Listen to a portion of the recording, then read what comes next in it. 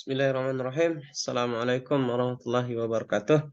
Kali ini saya ingin membahas mengenai kurikulum Merdeka. Namun sebelumnya, perkenalkan nama saya Hairul Anam, guru dari SDN 1 Kuta. Nah, kali ini kurikulum Merdeka memiliki aplikasi rapot yang sekarang ini bisa teman-teman lihat bahwa di kurikulum Merdeka ini sudah sangat lumayan cukup baik pada proses pembuatan rapot, namun ada banyak hal yang perlu kita koreksi dalam pembuatan rapot ini. Namun sebelum kita koreksi, kita lebih dulu untuk melihat apa saja menu yang ada di dalam rapot ini.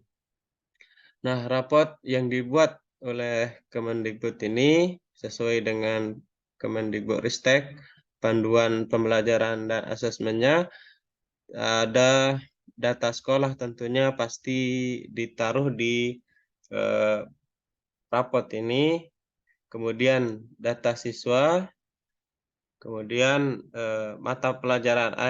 Artinya dalam sekolah itu memiliki 3 model pembelajaran, yaitu intrakurikuler yang ada di dalam kelas, ekstrakurikuler yang ada di luar kelas, dan tambahan lagi kokurikuler. Kokurikuler ini biasanya memiliki rapot tersendiri sehingga dia tidak masuk ke dalam rapot aplikasi untuk rapot di akhir semester ini. Kemudian kalau kita melihat ada tujuan pembelajaran ini bisa dicapai, bisa dilihat dan bisa dikembangkan sesuai dengan capaian peserta didik pada pembelajaran yang sudah dilakukan. Jadi dalam proses pembelajaran berdiferensiasi itu kita bisa membedakan siswa itu lewat tujuan pembelajaran ini. Jadi pada level intervensi siswa dan level dasar, bahkan pada level mahir, kita bisa menaruh tujuan pembelajaran sesuai dengan apa yang sudah dicapai oleh peserta didik kita. Kemudian di lingkup materi ini kita akan diarahkan untuk mengisi apa materi yang terkandung di dalam setiap mata pelajaran yang ada. Kemudian penilaian ekstrakurikuler ini juga akan kita diarahkan untuk menilai sejauh mana siswa itu mengikuti program ekstrakurikuler yang ada di sekolah. Kemudian asesmen formatif ini, asesmen atau penilaian yang dilakukan sedang atau saat pembelajaran itu berlangsung. Kemudian asesmen sumatif itu penilaian yang dilakukan pada akhir semester. Nah, keduanya ini nanti akan diakumulasikan menjadi sebuah rapot ya. Tentunya nilai akhirnya juga nanti akan ditaruh berapa nilai setiap CP atau tujuan pembelajaran yang sudah kita taruh pada anak-anak. Apakah tujuan pembelajaran itu sudah tercapai atau tidak, nanti akan terlihat pada nilai akhirnya ini. Kemudian, kalau asesmen formatif itu dia berbentuk deskripsi. Nah, pada asesmen formatif ini nanti akan tampil pada rapotnya sesuai dengan deskripsi apa yang ditampilkan pada siswa, masing-masing siswa tersebut. Kemudian kalau asesmen sumatif ini dalam bentuk angka dia.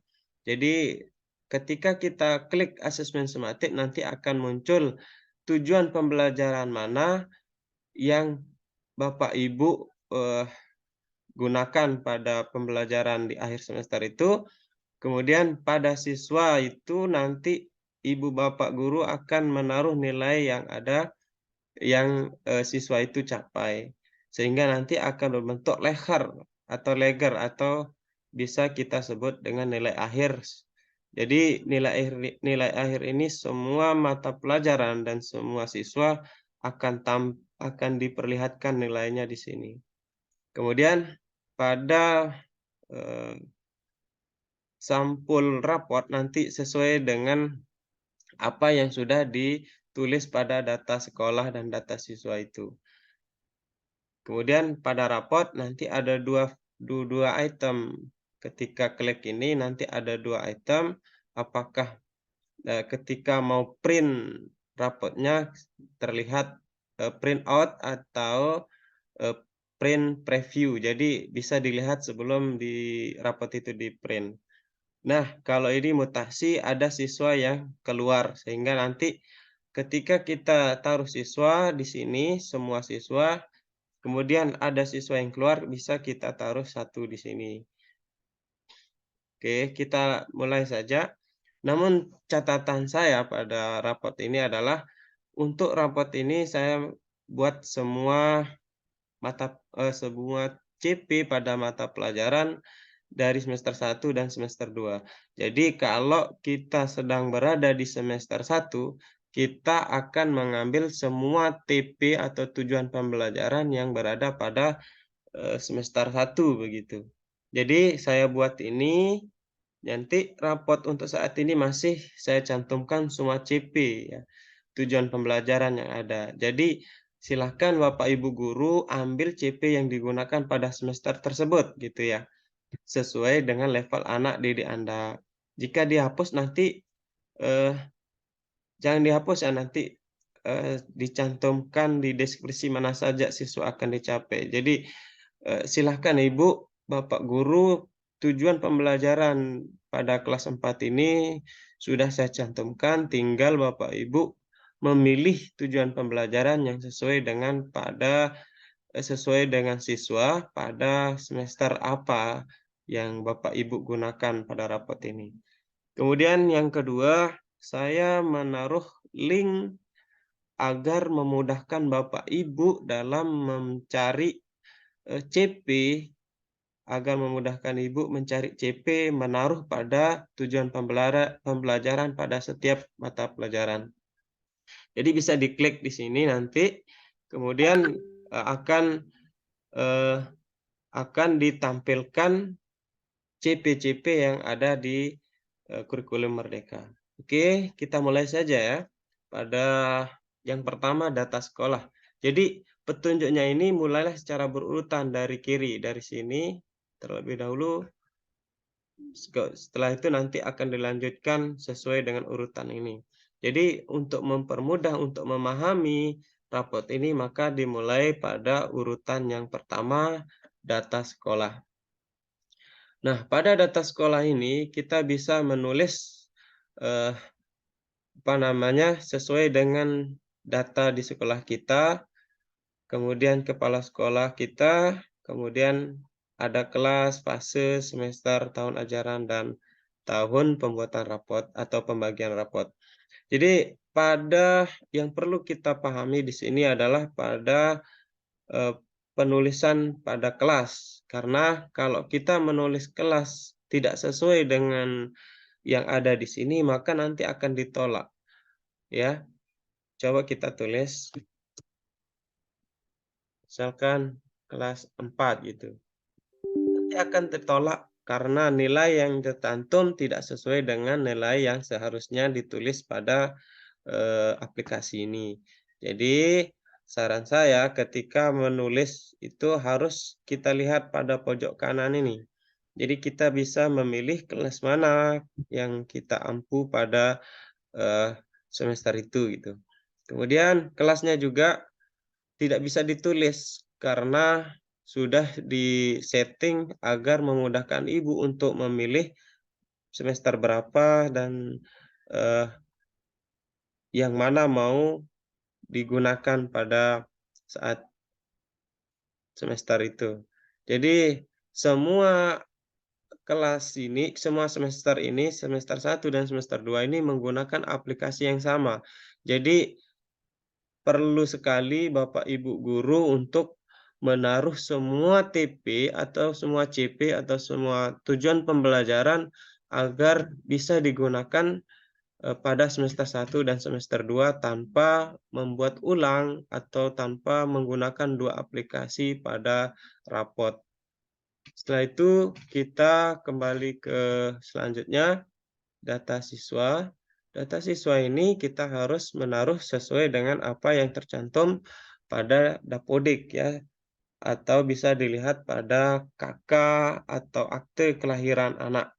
Jadi kalau di sini salah menulis siswa atau orang tua siswa, maka nanti di rapotnya juga akan salah sehingga banyak ibu wali murid yang di rumah komplain kepada sekolah, kepada guru karena salah menulis nama ataupun tempat lahir anaknya begitu. Jadi guru-guru harus cermat melihat nama pada peserta didik sesuai dengan KK ataupun aktenya. Kemudian pada mata pelajaran yang intrakurikuler ini artinya di dalam kelas. Jadi semua mata pelajaran yang ada pada kurikulum Merdeka yang kita ajarkan pada semester itu, pada sekolah itu, maka kita harus semua taruh di sini, semua mata pelajaran. Misalkan kalau pada seni, kita hanya menggunakan seni tari atau salah satunya, maka kita harus hapus ini karena nanti akan terlihat pada mata pelajaran di sana setelah ini. Nah, kemudian setelah kita menulis semua mata pelajaran, kita di sini bahasa Inggris belum ya? Bahasa Inggris. Nah, berarti semua mata pelajaran yang ada sudah saya taruh. Selanjutnya kita kembali ke pelajaran yang kedua, ekstrakurikuler. Nah, di SDN 1 Kuta menggunakan 2 ekstrakurikuler ya, pramuka dan gendang beli. Nanti pramuka dan gendang beli ini akan terlihat pada ekstrakurikuler yang ada pada penilaian ekstrakurikuler. Kemudian kita berlanjut ke tujuan pembelajaran. Nah, tujuan pembelajaran ini juga kita perlu taruh semua mata pelajaran dulu sebelum kita melihat di mana kita taruh TP-nya. Jadi TP ini sesuai dengan mata pelajaran yang sudah ada. Jadi kita harus ganti nama karena tadi kita tambahkan bahasa Inggris ya. Nama. Define nama. Tak bisa ya. Jadi kita perlu membuka kunci agar tidak agar tidak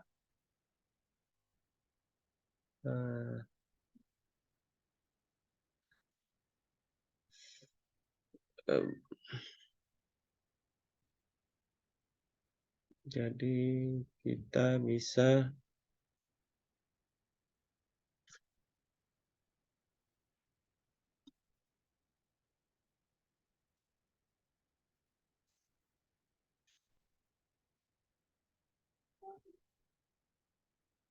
karena ini menggunakan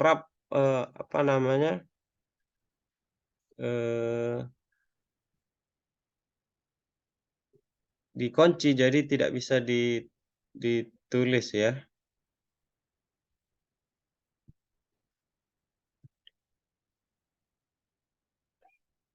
Oke, kita lanjut saja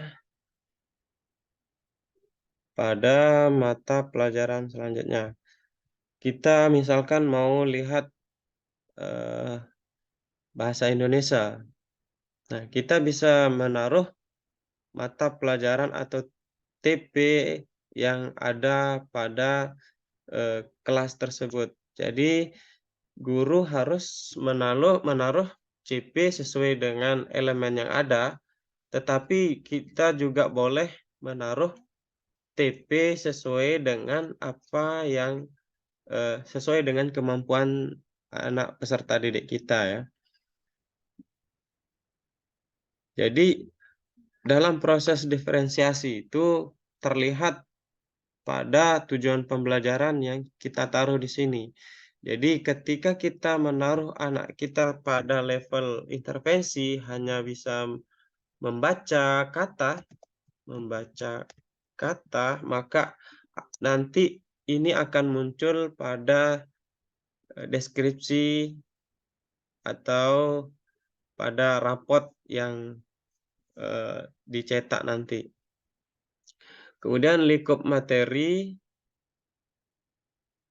Nah, lingkup materi ini, materi apa di dalam bahasa Indonesia, maka kita juga harus taruh semua materi yang ada. Kemudian penilaian pada ekstrakurikuler. Penilaian yang tadi saya sebut ada 2, yaitu pramuka dan, eee, gendang belik. Juga kita taruh gendang belik. Nah, kalau kita menaruh pramuka, maka materi apa yang kita nilai pada pramuka itu, maka ditaruh deskripsinya di sini. Kalau gendang belik, deskripsinya apa kira-kira mungkin, eee, mampu, mmm, mengaplikasikan gending gitu, gending apa mungkin, atau menggunakan, eee, alat musik sederhana gitu. Setelah itu kita tulis nanti anak yang pertama ini misalkan A Andi, maka Andi ini nanti akan terlihat, bahwa dia mengikuti 2 model ekstrakurikuler yang ada di sekolah. Jadi kalau kita mempunyai banyak ekstrakurikuler, maka kita taruh di setiap kolom yang ada. Kemudian kita lanjut asesmen formatif. Nah, pada asesmen formatif ini sesuai dengan mata pelajaran yang ada, maka kita taruh sesuai dengan, TP yang ada tadi. Nah, karena kita sudah menaruh TP tadi di awal, di sini, maka kita akan mendapatkan TP lagi pada asesmen formatif. Ketika bahasa Indonesia kita klik, maka akan terlihat TP yang ada di sini, ya. Jadi, karena kolomnya terlalu sedikit juga bisa ditambahkan. Karena saya hanya menggunakan 8 TP pada semester 2 ini, maka hanya ini yang bisa ditaruh pada asesmen formatifnya. Jadi, cara pengisian pada TP ini, KKTP ini maksudnya kriteria yang menjadi ketuntasan pada siswa tersebut. Jika anak itu mampu ketika anak itu mampu dalam, TP pertama ini, maka kita taruh 1 pada kolom di sini. Karena ini sudah ada keterangan, isikan 0 jika siswa tidak mencapai. Jadi, kalau di TP yang satu ini, dia tidak mencapai, maka kita taruh 0. Tapi kalau dia mencapai, kita taruh 1 gitu. Nah, kalau kita mau menaruh TP ini pada deskripsi, rapot, maka akan terlihat nanti, pada, rapot yang sudah ada. Nah, kalau kita tidak mau menampilkan, kita cukup klik 0 pada tampil atau tidak tampil ini. Jadi, ketika kita menaruh 0, maka nanti deskripsinya tidak akan terlihat. Hanya menunjukkan pemahaman dalam, titik, sampai di sana. Tapi kalau kita ingin melihat, deskripsinya, maka kita taruh 1 aja, karena nanti akan terlihat.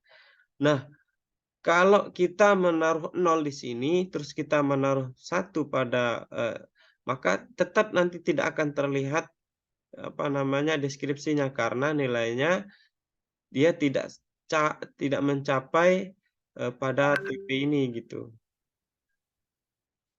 Kemudian yang ketiga, kita lanjut ada selanjutnya tentang asesmen sumatif. Jadi pada asesmen sumatif ini kita melihat ada banyak mata pelajaran kita taruh sesuai apa yang jadi pelajaran di sekolah tersebut, kita klik bahasa Indonesia. Jadi misalkan tadi Andi, pada penilaian TP ini Andi tadi dia, dia dia apa namanya, dia mencapai TP1, maka dari TP1 kita bisa melihat nilainya. Kita bisa taruh nilainya. Karena dia sudah lolos atau tuntas pada CP, maka kita lihat mana yang sudah kita tes itu. Apakah dia sudah mendapat nilai 80 atau nilai 90, maka kita taruh di sini. Nilainya 58 contohnya. Terus TP yang kedua dia mendapat nilai 76 dan di TP yang ketiga dia mendapat nilai 35, di TP yang keempat dia mendapat nilai 65. Nah, begitu juga dengan siswa lainnya gitu.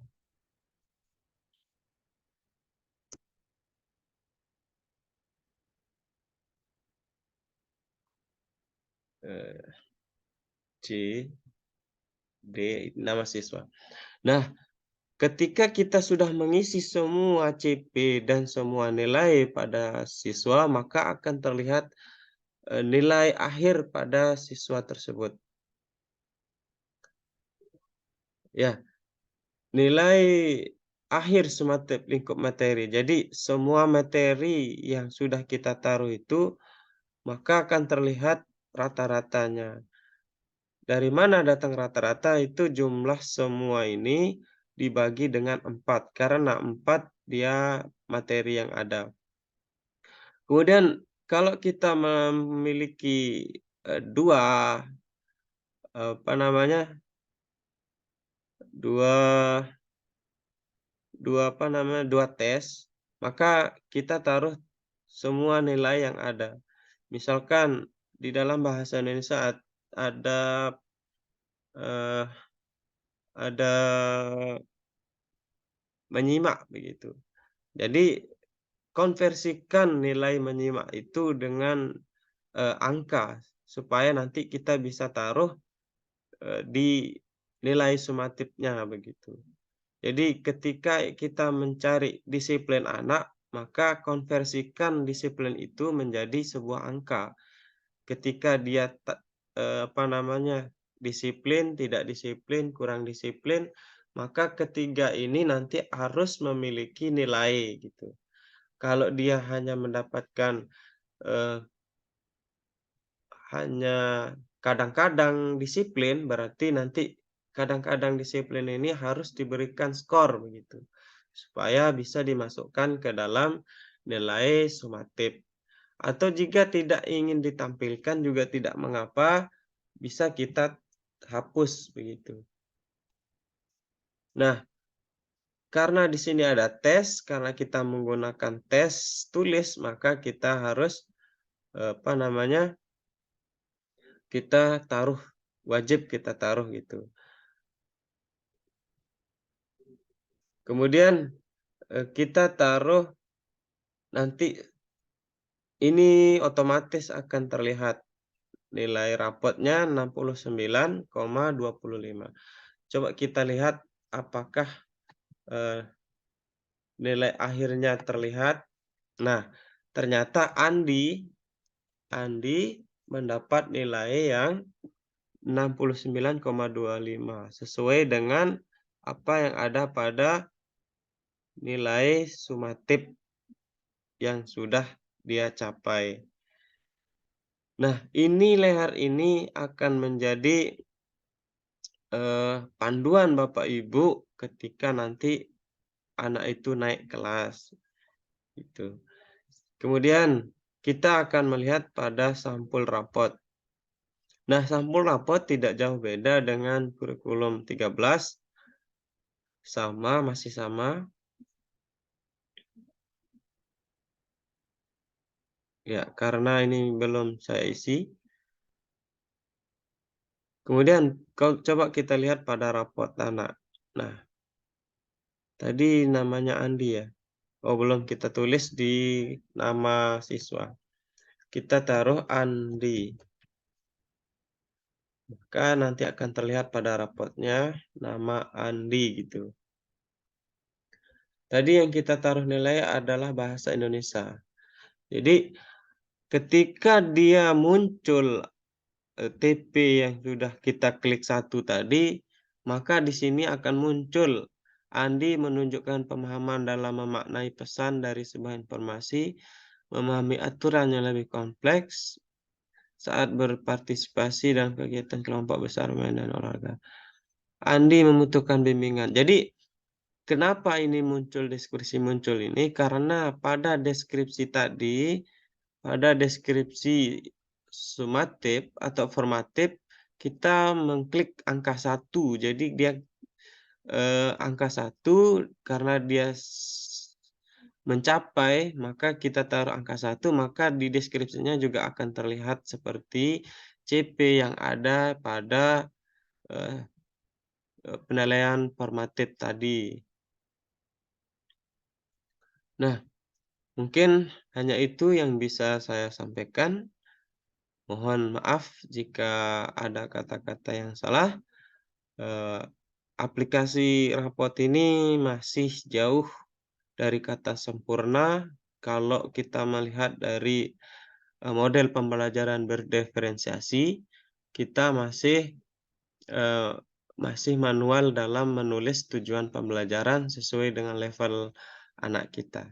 Jadi inilah kurikulum merdeka yang membuat guru-guru menjadi merdeka untuk menulis apa yang menjadi tujuan pembelajaran setiap level, setiap fase pada sekolah tersebut. Mungkin hanya ini yang bisa saya sampaikan. Mohon maaf jika ada kata-kata yang salah. Terima kasih. Assalamualaikum warahmatullahi wabarakatuh.